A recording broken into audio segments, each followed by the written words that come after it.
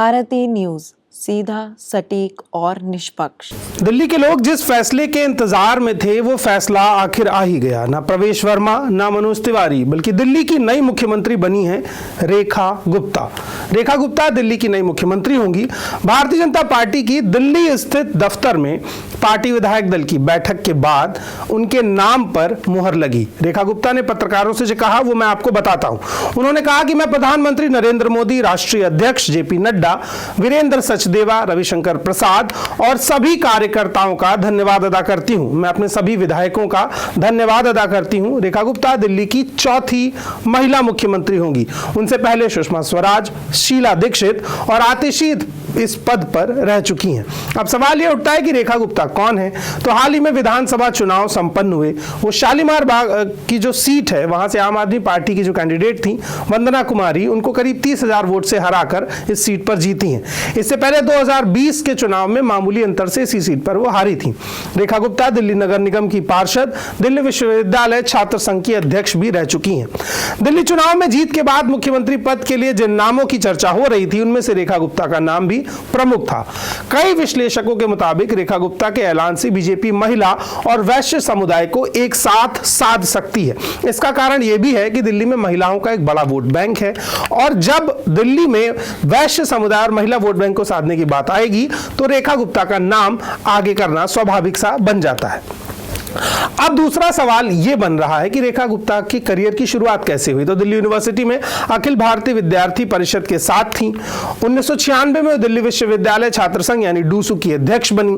2007 में वो दिल्ली के पीतमपुरा उत्तरी की काउंसिलर बनी। रेखा गुप्ता दिल्ली बीजेपी महिला मोर्चा की जनरल सेक्रेटरी भी रह चुकी हैं। अब 2004 से 2006 तक वो भारतीय जनता पार्टी के युवा मोर्चा की राष्ट्रीय सचिव रही। उनका जन्म 1974 में हरियाणा के जींद जिले में जुलाना में हुआ था। बचपन से वो राष्ट्रीय स्वयंसेवक यानी आरएसएस से जुड़ी थी। यही एक बड़ी वजह मानी जा रही है कि बाकी नामों को छोड़कर उनके नाम को आगे बढ़ाया गया है। पढ़ाई लिखाई की बात करें तो बीकॉम और एलएलबी की डिग्री इनके पास है। 1998 में उनका विवाह दिल्ली के रहने वाले मनीष गुप्ता से हुआ। अब जब इन सभी बातों के बारे में जानकारी मिल गई है तो आपको यह भी पता चलना चाहिए कि आपकी मुख्यमंत्री के पास खुद का कमाया पैसा कितना है।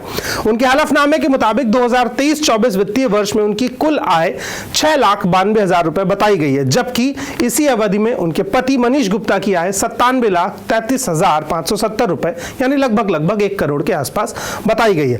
आम आदमी पार्टी के संयोजक अरविंद केजरीवाल और दिल्ली की पूर्व सीएम आतिशी ने भी उन्हें बधाई दी है। आम आदमी पार्टी के दोनों नेताओं ने कहा कि वह दिल्ली के विकास के लिए नए सीएम का पूरा सहयोग करेंगे। अरविंद केजरीवाल ने सोशल मीडिया प्लेटफॉर्म एक्स पर लिखा, दिल्ली की मुख्यमंत्री बनने पर रेखा गुप्ता जी को बहुत बहुत बधाई। मैं उम्मीद करता हूं कि दिल्ली की जनता के लिए किए गए सारे वादे वे पूरे करेंगी। दिल्ली की जनता के विकास और भले के हर कार्य में हम उन्हें सहयोग करेंगे। वहीं आतिशी ने एक्स पर लिखा कि दिल्ली की मुख्यमंत्री बनने पर रेखा गुप्ता जी को बधाई। यह खुशी की बात है कि दिल्ली का नेतृत्व एक महिला करेंगी। मुझे उम्मीद है कि दिल्ली वालों को किए गए वादे पूरे होंगे। दिल्ली के विकास के लिए आम आदमी पार्टी का पूरा सहयोग आपको मिलेगा। अब बीजेपी सांसद मनोज तिवारी की बात इसलिए आ रही है क्योंकि वो भी इस रेस में कहीं ना कहीं थे। उनका बयान आया कि भाजपा के लिए महिला सम्मान सबसे बड़ी प्राथमिकता है। हालांकि इसकी पुष्टि अभी तक मैं नहीं कर सकता हूं। रेखा गुप्ता को विधायक दल का नेता बनने और दिल्ली के मुख्यमंत्री पद पर बैठने की बहुत बधाई। बीजेपी सांसद बांसुरी स्वराज का भी ट्वीट आया। उन्होंने भी कुछ बातें कही और तमाम लोग ट्विटर पर उनके बारे में बेहतरीन बातें लिखने लगे। अब तक भारत के कुल 28 राज्यों और 8 केंद्र शासित प्रदेशों में से ममता बनर्जी एकमात्र महिला मुख्यमंत्री थी, इसलिए बीजेपी थोड़ा इस मोर्चे पर कमजोर भी दिखती थी। अब दिल्ली में रेखा गुप्ता अगर मुख्यमंत्री बनेंगी तो बीजेपी का महिला कार्ड मजबूत हो जाएगा। एक दशक से महिलाओं को नए वोट बैंक के रूप में देखा ही जा रहा है। कहा जा रहा है कि महिलाओं की जाति और धर्म की पहचान से अलग राजनीतिक रूप से लामबंद किया जा सकता है। ऐसे में शायद बीजेपी इस आधी आबादी के बीच संदेश देना चाहती है कि उसकी प्राथमिकता में वो दिल्ली विधानसभा के चुनाव में आम आदमी पार्टी और बीजेपी से लेकर कांग्रेस तक ने चुनावी वादों में महिलाओं को प्राथमिकता दी थी। बीजेपी ने तो दिल्ली में चुनाव जीतने के बाद महिलाओं को हर महीने 2500 रुपए देने का वादा भी किया था।